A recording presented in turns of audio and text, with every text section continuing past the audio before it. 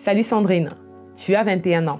Tu vas devoir quitter le Cameroun. Ça ne va pas être facile, mais tu verras, plus tard, ça ira bien. Les conditions dans ton pays font que tes parents s'inquiètent. Ta maman s'inquiète de ton avenir. Elle veut que tu aies un avenir meilleur ailleurs. Et une situation familiale qui fait que ça devient urgent. Il faut absolument que tu partes. C'est une question de vie ou de mort. Et c'est ainsi que la décision est prise de t'envoyer quelque part. Des semaines à venir, tu es appelé par ta maman qui t'annonce qu'effectivement, ça y est, tu as le visa et que tu dois t'envoler pour la France. Et donc finalement, tu pars. Vous arrivez à Charles de Gaulle.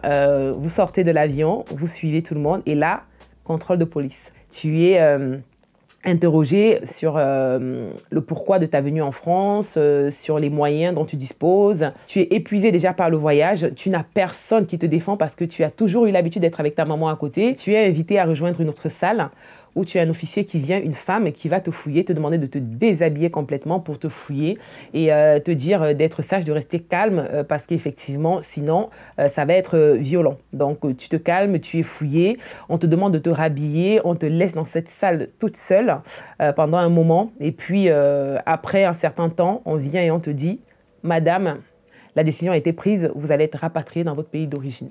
Tu as peur de repartir au Cameroun. Tu sais que ta maman a mobilisé toutes ses économies. Tu sais que tu vas décevoir énormément de personnes, mais surtout ta maman, comment est-ce qu'elle va vivre ce retour-là? Tu es escorté par des policiers, tu repasses devant la foule, tu supplies, mais rien n'y fait. Au contraire, on te demande de te calmer, sinon tu vas être menotté. Tu es présenté aux hôtesses qui sont tout de suite prises de compassion. Tu les regardes, envie de leur dire, s'il vous plaît, faites quelque chose. Parce que pour moi, ça va être le cauchemar. Je vous en supplie. Je n'ai même pas pu les appeler pour leur dire que je reviens, faites quelque chose, mais rien n'y fait. Tu arrives au Cameroun, tu es accueilli par la police sur le territoire. Tu vas en centre de rétention. Alors, ce que tu as vécu à Paris est 10 000 fois mieux que ce que tu vis. Tu rentres dans une salle qui est vraiment insalubre, dont tes parents luttent, ils se battent, et puis tu es libéré par la suite. Tu rentres très tard avec ta famille, mais tu ne rentres pas chez toi. Malheureusement. Parce que bien sûr, il ne faut pas qu'on sache que tu as été rapatrié. C'est la honte pour tout le monde. Tu ne sais pas où tu vas, mais tu te retrouves dans une ville très, très éloignée de la capitale, chez un ami de la famille, et on te dit que tu vas rester là pendant un moment, le temps que les choses s'apaisent. Tu as la chance, dans ton malheur, en effet, que ton sésame, dans ton visa, n'a pas été déchiré, annulé. 15 jours plus tard, on réunit de nouveau, comme ça, les fonds pour te repayer un billet d'avion dans l'urgence. Et tu repars, mais pas de la même manière que la première fois. Tout est tendu et puis là, tu comprends que c'est une deuxième chance et que tu n'en auras pas d'autre. Quitte à ce que tu restes en prison, tu restes en prison là-bas, mais tu ne reviens plus. Il ne faut pas que tu rentres en France, donc tu passes par un autre pays qui, cette fois, sera l'Espagne. Tu arrives en Espagne, tu as peur, tu n'es pas interrogé du tout.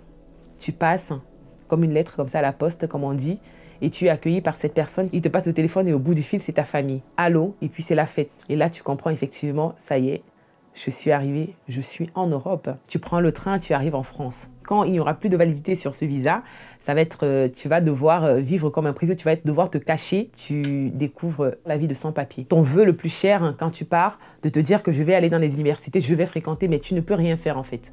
Tu ne peux pas travailler légalement. Parfois, c'est de l'exploitation parce que tu es travaillé pour très peu, mais c'est déjà très bien parce que sinon, tu ne t'en sors pas. Surtout qu'une fois, tu essayes d'aller t'inscrire dans un lycée pour préparer un BTS et tu arrives, c'est le drame. Tu dis que tu n'as pas les papiers et là, on te dit de fuir parce que sinon, on appelle la police en fait.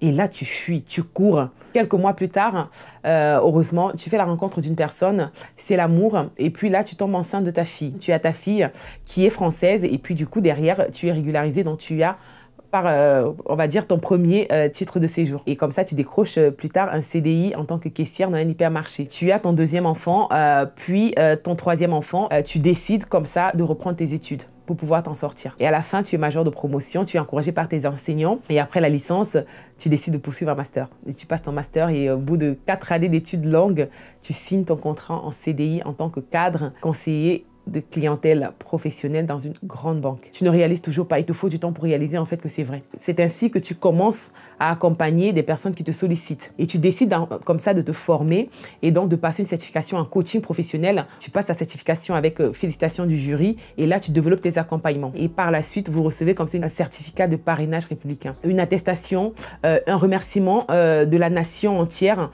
qui remercie comme ça ces personnes qui donnent de leur temps, de leur personne pour accompagner des personnes dans le besoin, dans les immigrés. Moi qui étais dans cette situation il y a quelques années, l'État français me remercie pour ce que je fais pour les autres. Et ça n'a pas de prix. Je crois que ça, c'est ma plus belle récompense à ce jour-là. Donc, c'est ce que je me dis tous les jours quand je me lève en disant, voilà, j'espère pouvoir rencontrer le chemin de quelqu'un aujourd'hui qui a besoin d'entendre quelques mots de soutien pour pouvoir le porter et le faire comprendre comme ça qu'il est encore possible de s'en sortir beaucoup plus fort que ce qu'on imagine, tout simplement.